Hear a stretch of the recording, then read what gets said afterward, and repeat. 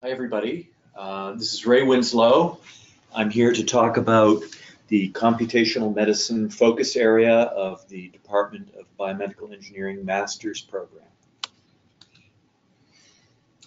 So that's me. I wear many hats. Perhaps the most important for today is that I'm director of the Master's Program in Biomedical Engineering and focus area leader for computational medicine. And hello, everyone. My name is Inez Lam. I'm a third-year PhD student in the BME department and the Institute for Computational Medicine. I've been at Hopkins for a while. I did my undergrad here and was part of the computational medicine program there as well. So been here, had a lot of experience, great experiences, and then we'll be glad to share them with you later. That's a great looking lab coat you got in that picture too. My name is Cheryl Williams. I'm the Assistant Director for Recruitment and Marketing. I'm here just to kind of start off this presentation and assist with the information session in general. So for today's presentation, we'll start off with an introduction to Johns Hopkins Engineering.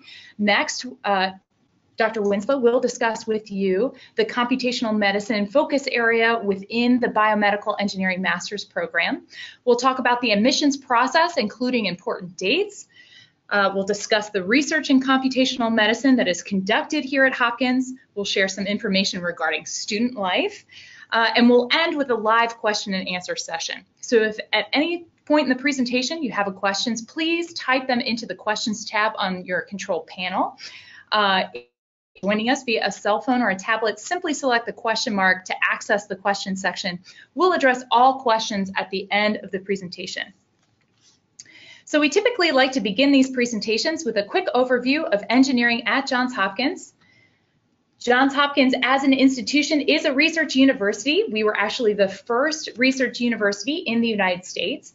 And for the past 38 years, we've led U.S. higher education in research and development. We spent a record $2.43 billion in fiscal 16 alone, and that number increases every year. The Whiting School of Engineering is home to 11 graduate program disciplines and more than 25 research centers and institutes.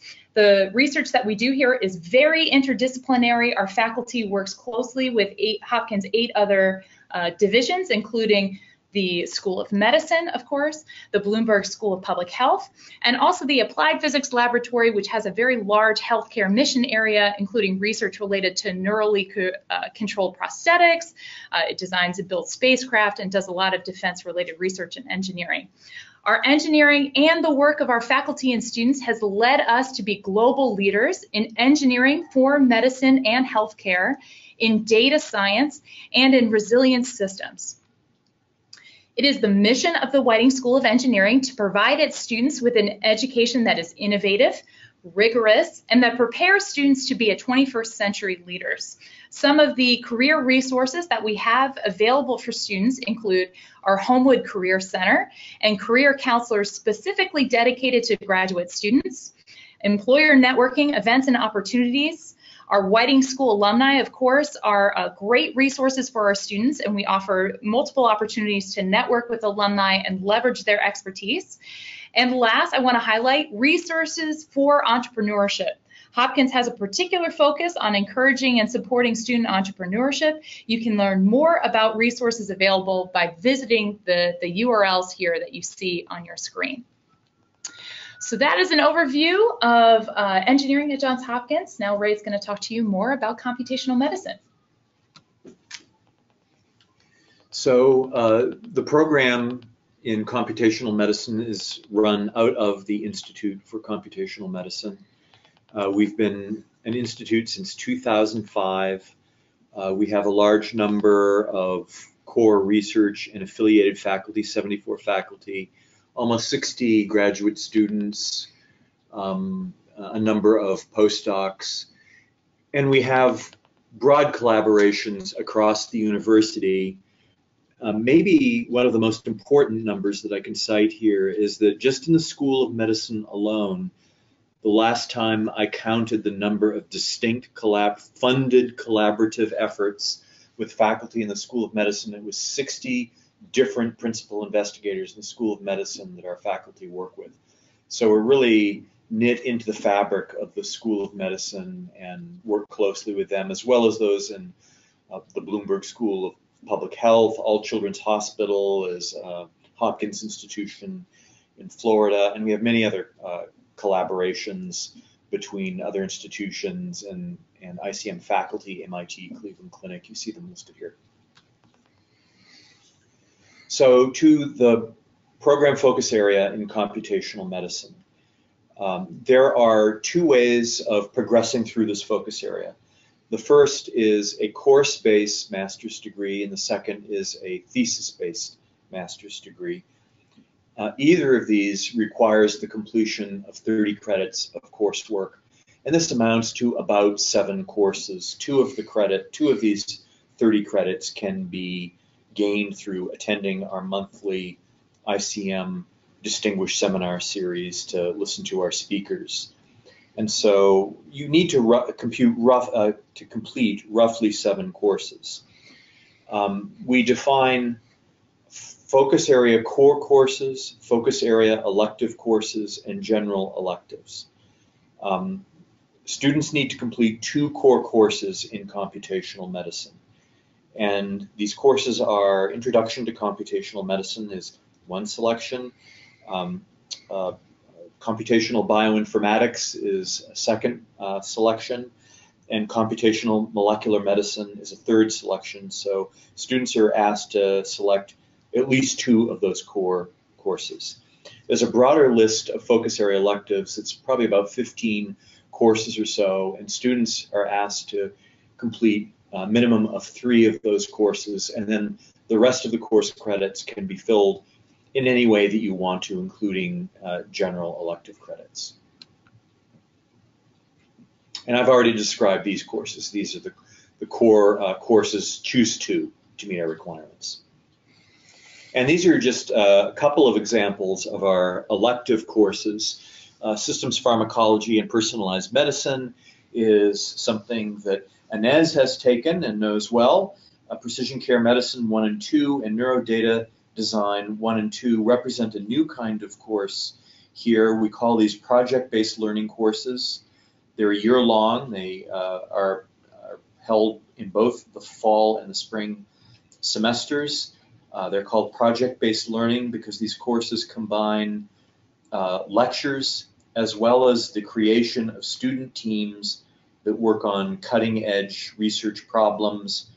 And that's the point of the course, to get both lecture and instruction as well as hands-on experience in solving a real research problem. Neurodata design is a similar kind of course. So these are just 3 examples of our focus area electives. Now regarding admissions, we don't set a fixed threshold on GPA. It is the average GPA of our applicant pool is about 3.5 or 3.6. We strongly encourage applications from engineering majors. It is difficult, not impossible, but difficult for students from a purely life sciences background to complete our coursework in a year's time. And so that may require that they stay longer in the master's degree program, and if they're doing the 2-year thesis option, it may delay their entry into that thesis option. So in general, our math background that is good to have in your pocket for our master's program is calculus 1 through 3. That would be integral, differential, and multivariable calculus, linear algebra, ordinary differential equations, and an introductory course in probability and statistics. We do require GREs, but again, we don't have hard thresholds on scores, and so what you see here are average scores for verbal reasoning and quantitative reasoning. And we do require test of English as a foreign language for foreign applicants. And again, there's no hard threshold there. We just weigh that score in the way that we will.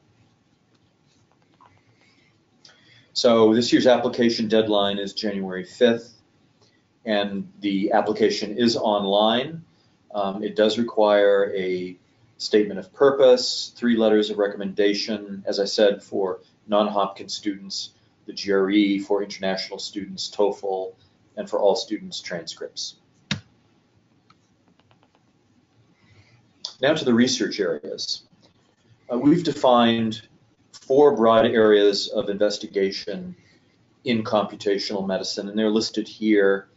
Computational molecular medicine is the study of molecular networks and how they function and how to deduce them and their structure and their function from high throughput data. Computational anatomy is a discipline invented here at Johns Hopkins. It is based on a mathematical theory of how to characterize shape in general and how to do hypothesis testing on shape differences in general. But here we apply this mathematical theory to understanding the variation of anatomic shape and differences in anatomic shape and connectivity of, for example, different brain regions that are revealed through medical imagery. And so this is a very important area of focus within the Institute. It has broad applications, and it's one area of research within our Institute and in our program that's seeing direct clinical application. Every child that enters the Kennedy Krieger Children's Institute and who has a brain scan, their brain MRI goes to our group that does computational anatomy, and they analyze the variations in structure in that complement, that growing complement of brains. It's about 10,000 image brains at this point. And they're asking questions like, can we discover anatomic biomarkers of neurodevelopmental disorders? Computational physiological medicine is a branch of computational medicine that attempts to integrate from the level of molecular networks in cells to cell function, tissue function, even organ function and organ system function through the use of computational models. Its goals are to understand the mechanistic basis of disease and to develop models that can be tailored to data measured in individual patients and then delivered to provide improved diagnoses or therapeutic approaches. And the final area listed here is computational healthcare.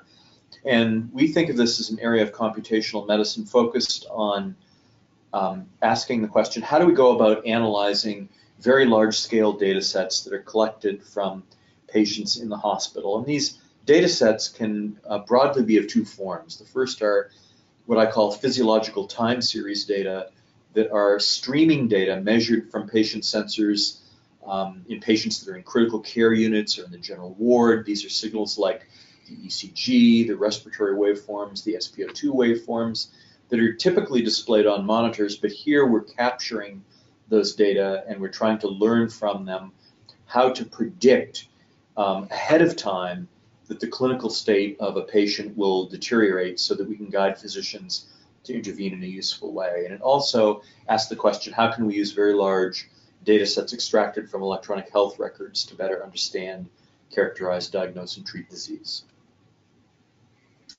Here we are. These are the faculty in these 4 areas. There are about 18 core faculty at this point, and we have a much larger base of about 35 to 40 affiliated faculty.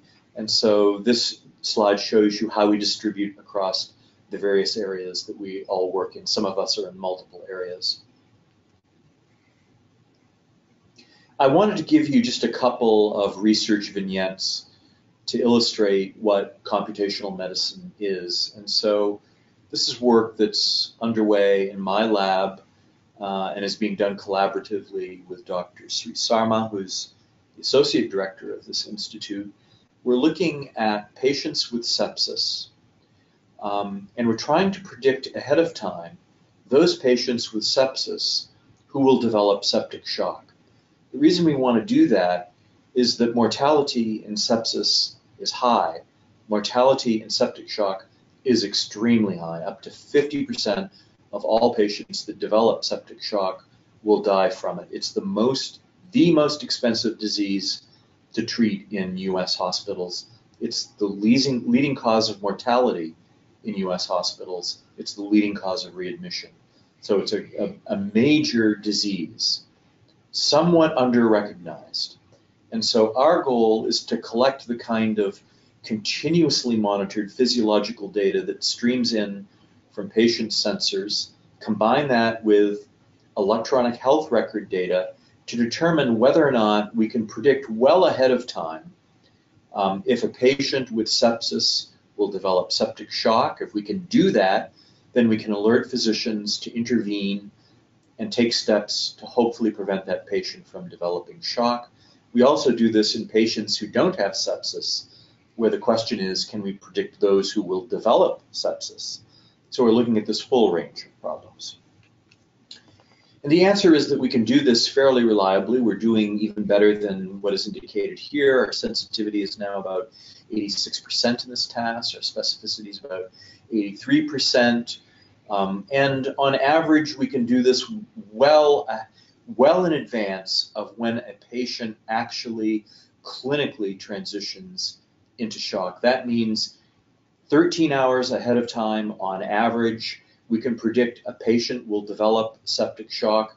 Remember, this means they still have sepsis. They're not in shock yet. We're making a prediction ahead of time that they will transition to that state. So we can give physicians on average a 13-hour lead time to intervene with relatively simple therapeutic approaches. They're relatively standard, relatively simple in septic shock. The key is knowing that that's where your patient is going, that that's where they're headed. I want to talk about another application that is the work of Dr. Natalia Trajanova in building individualized models of human hearts from magnetic resonance imaging data. And so that data gives us the shape, the structure of a patient's heart. And if particular contrast agents are given, namely gadolinium, patients with cardiac infarcts, and cardiac infarcts are regions of dead or damaged cardiac tissue. That tissue is dead or damaged because of loss of blood flow to a region of the heart or restriction of blood flow to a region of the heart. The gadolinium contrast agent outlines where that cardiac infarct is. And these, on the left side of the slide, the yellow regions in the myocardium that you see, those are real cardiac infarcts in real human patients. And so her data give us the shape and the location of these infarcts. She runs simulations that predict where arrhythmias are being generated from in these infarct regions, and that information is in turn fed back to guide physicians on where to burn to destroy the abnormal cardiac tissue that is generating these arrhythmias. This is known as cardiac ablation therapy, and this approach is in clinical trials and is proving to be of value in guiding physicians quickly, almost immediately, to the right spot to burn to terminate arrhythmias in these patients. So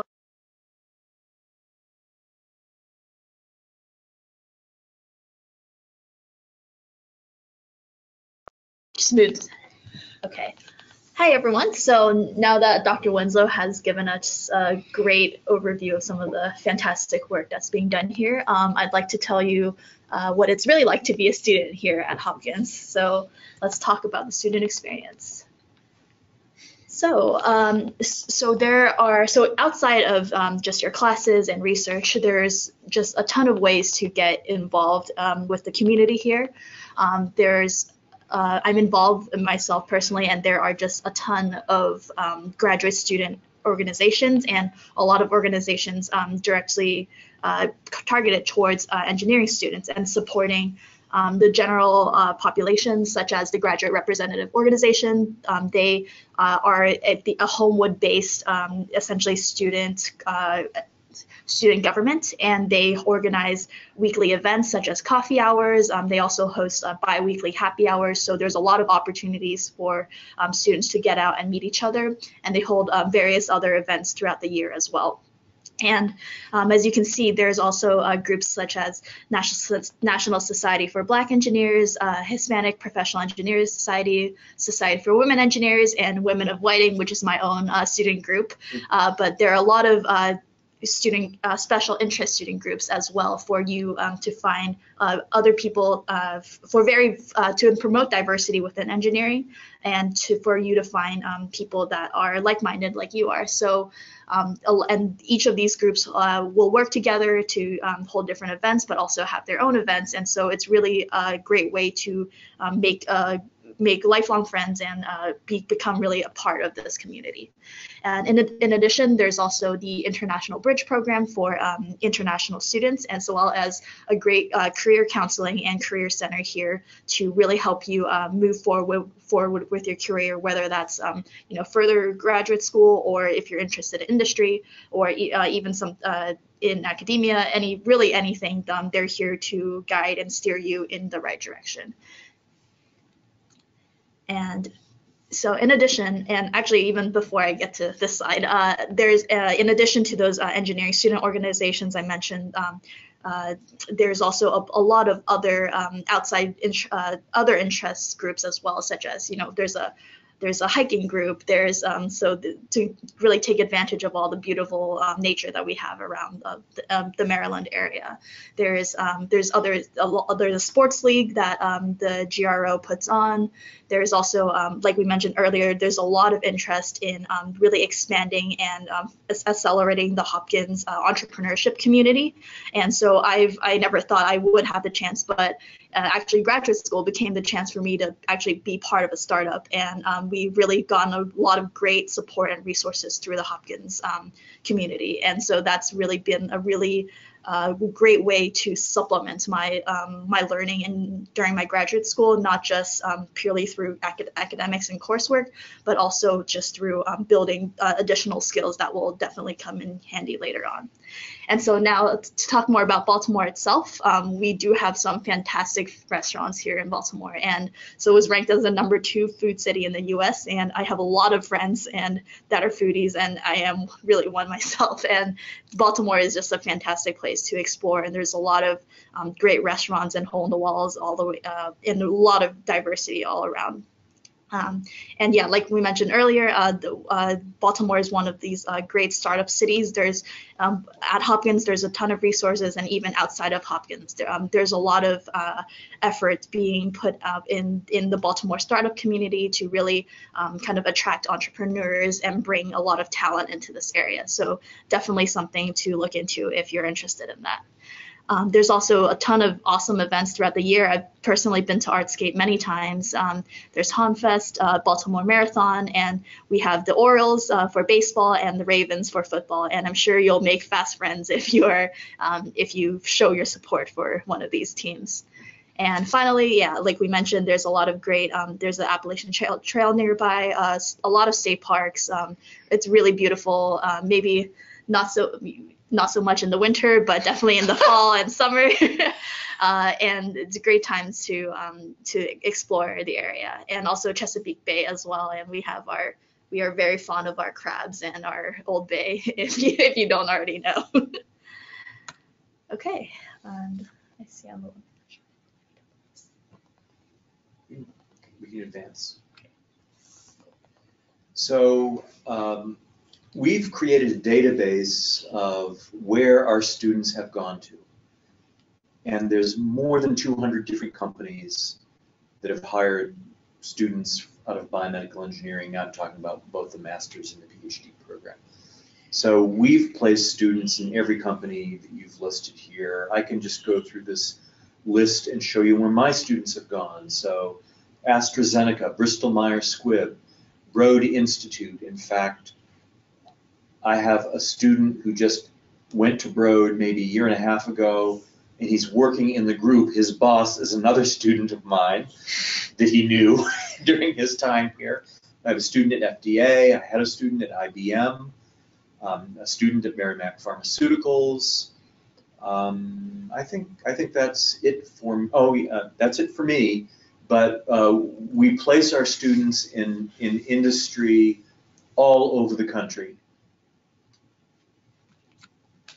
And we take that placement very seriously. So Inez mentioned the Homewood Career Center. We're doing many things with the Homewood Career Center. We are putting on a BME Career Development Week. We take student placement extremely seriously, so we're inviting more and more companies to visit during that BME Career Development Week. The Career Development Center can help you understand how to craft a good CV that communicates effectively. They can do mock interviews. Increasingly, companies are starting to do automated Skype interviews. I found this very interesting. I didn't know this. On an automated Skype interview, you go through a set of questions, you give your answers. It's all automated online. They record your session and then they distribute it to people within the company. You can get the Career Center to do that for you, so you know what it's like and what you look like and what you sound like as you go through that mock Skype interview. And they'll also do one-on-one interviews with you to help you understand how to answer questions, get pointers on how not to blow it, in other words. Yeah, and actually to add, if industry is something that you are interested in, there are just so many opportunities to do internships at Hopkins, and especially through the computational medicine program. Out of all the internships opportunities I've seen coming through BME, I would say a majority of them are really come through computational medicine. So it's a really great place to be if that's something you're you're interested in. It's so interesting to me that every large drug company now, every major drug company has a computational medicine group. Maybe not by that name, but they do what we define as computational medicine. And so this is all beginning to play a major role in industry, and Inez knows that very well as part of the MedImmune Scholars Program here. We do place our graduates at many different faculty positions all over the country and throughout the world. Some are listed here. All right. So that concludes the formal portion of this presentation. Now we're going to open up the question section and have Dr. Winslow and Inez answer some of your questions. So just stand by. All right. First question. Dr. Winslow mentioned a strong engineering and math background as being an asset or necessary. What about experience in computational modeling or programming? Oh, that's of course incredibly valuable. When I specifically called out a background in engineering and mathematics, I had something very specific in mind, and that is that students from life sciences backgrounds who have had relatively few math courses and no engineering courses, I think can struggle in our program and in our curriculum. And so that's why I like to say that a solid background in mathematics through linear algebra and ordinary differential equations, which would be the typical math background of almost any engineering student, is really very important to have. And to go beyond that and have experience in computational modeling and a depth of experience in programming is fantastic. All right, wonderful. Next question. How are engineering applicants with a limited knowledge in biology evaluated?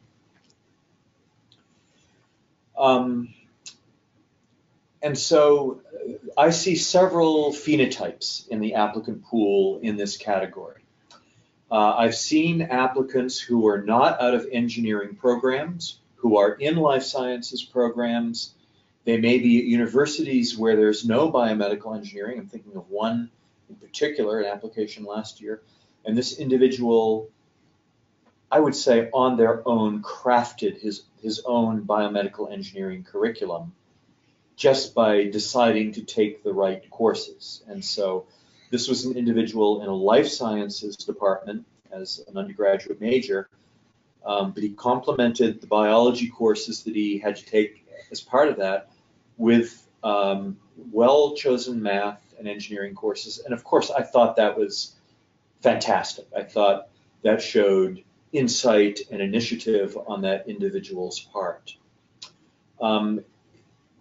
As I said before, I think the consequence of not having, so I consider the right Mathematics background will be very explicit here. It can be Calc 1 through 3, linear algebra, ordinary differential equations, probability, and statistics.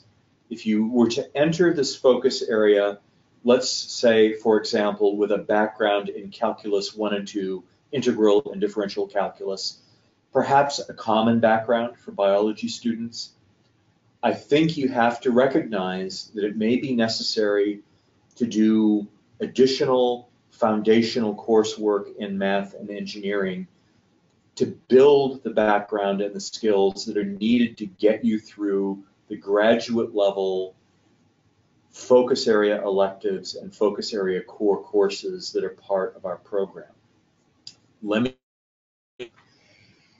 This year there was a student admitted to the biomedical engineering, regenerative, and immunoengineering focus area as a master's student.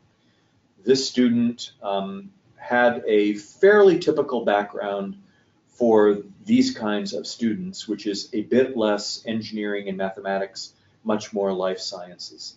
The student arrived here and announced, "I want to go into computational medicine." And I said, "Okay, you understand that you will need to take Calc 3, linear algebra, ordinary differential equations, probability and statistics. You understand that this is going to delay you. You may not complete your coursework in 1 year." That student said, "I get it. I want to do this." And I said, "Okay." So it's important to have that background. I would say if you feel that you're limited in math and engineering, the personal statement is the place for you to make your case about why you're right for this program. All right, wonderful. This next question asks about whether or not there's any fully funded scholarships opportunities. There are not in our master's program. There's a bit of a qualifier there, so let me be clear about it. If you opt for the 1-year course-based option, which is to complete those 30 credits of coursework and then graduate with a master's degree, we don't have financial support for students in that program. If you opt for the 2-year thesis option, the first year of which is coursework, we don't have financial support for that first year of coursework. However, for the second year of that thesis option where you're doing research, you do that research in the laboratory of a mentor. Mentors pay a stipend. The Whiting School of Engineering has allowed us to provide master's students in their second year of coursework an 80% tuition waiver. So we do. So let me repeat, you will get a stipend from your mentor. You will get an 80% tuition waiver from the department. And many times the mentors, in addition to paying the stipend, will voluntarily agree to cover the 20% tuition balance. And so in that sense, there is financial support in the second year in the 2-year thesis option. All right, wonderful. This next question, I'm applying for a PhD in the Department of Biomedical Engineering. Wonderful. And saw online that I can indicate an interest in pursuing predoctoral training in computational medicine. What does this predoctoral training mean? It means that, first of all, if you check off computational medicine, your application will be reviewed by faculty who do computational medicine. So that's a good thing. You get faculty who work in your area reviewing your application. That's a good thing. In addition, we have an NIH T32 PhD training grant in computational medicine.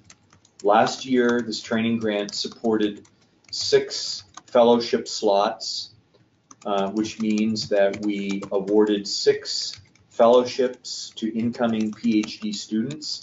A fellowship means that these students, their tuition, so the PhD program, let me say, is a program in the School of Medicine. The School of Medicine waives all tuition for such students. So our BME PhD students don't pay tuition, our faculty don't pay tuition for them. It's waived. In addition, PhD students get a stipend, and if you're supported on this NIH Computational Medicine Training Grant, that grant pays your stipend in the first year, giving you the flexibility to rotate in different faculty members' labs. You can do a rotation in up to 3 different laboratories to help you find where your best fit is. In future years, after year 1, support transitions to the mentor. It's their job, but what this training grant does is gives fellowships that enable you to explore faculty, to find out what they do, to find out where your best that best home is in your first year. All right, wonderful. Thank you so very much. We have a couple of extra minutes here. The time is 2:52 p.m. Eastern. If anyone has any questions for Dr. Winslow or for Inez, again, you can post these questions by typing a message to us in the questions section. So simply just select the questions section on your control panel, or you can select the question mark. If you're using the GoToWebinar app, you can select the question mark to access the questions section. If after this presentation, if you have any additional questions, Dr. Winslow's contact information is right here, and you can feel free to email him any of your questions, right? Okay, 2 more questions. You presented some excellent research from a few years ago from the Department of Computational Medicine. In your opinion, what are the 3 key research problems in computational medicine today? I think they're the problems that we most directly relate to clinical application that are in clinical application or translation. So I think they are the shape analysis modeling that Dr. Miller does in his lab, the computational anatomy work that asks the question, how does neuropsychiatric illness, how does neurodevelopmental disease alter the shape of different brain regions, and can we find anatomic biomarkers that are early indicators of such neural disorders and diseases? I mention that one because it has very broad application and it's in the clinic as I described. Data from those analyses are undoubtedly right now, as we speak, being presented to neuroradiologists through the electronic health record, providing them information that they can consider when making a patient diagnosis. Second major translational thing is the heart modeling work of Dr. Trianova, which is actually in clinical trials, which is showing great promise in clinical trials. The danger in these cardiac ablation surgeries is that using current methods, physicians have to go in and make many trial and error burns, damaging heart tissue. And so what's being revealed in these clinical trials is that simulations, models of that patient's heart can actually guide those physicians to make far fewer burns, and it takes less time to do the surgery, and the outcomes of the surgeries are better. So that's very important. And the third major thing we're doing is I think we're figuring out how to turn critical care medicine into a computational discipline. I think critical care physicians ask 3 questions every day, every time they see a patient. They ask, what's the state of my patient? What's going to happen to my patient? And what do I do if they're getting worse?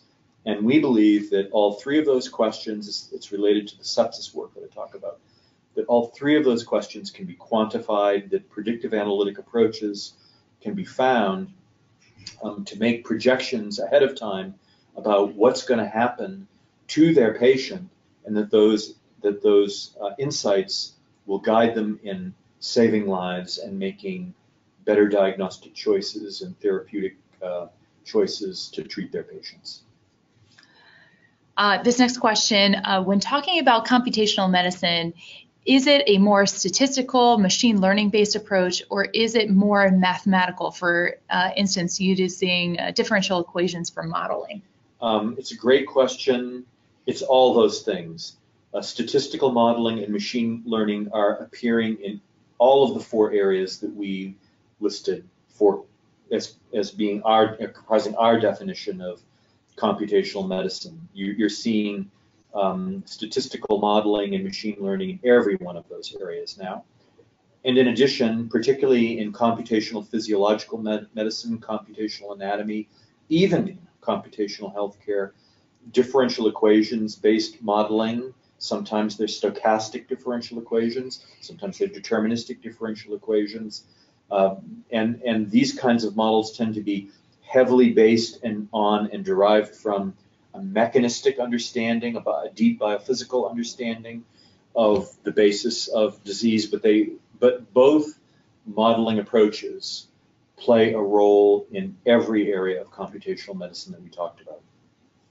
Great. Okay, and this is our final question. So again, if anybody has any follow-up questions after this presentation, please don't hesitate to reach out to Dr. Winslow directly. Does a background in signal processing have any work in computational medicine, particularly from electronics and instrumentation background? It certainly would.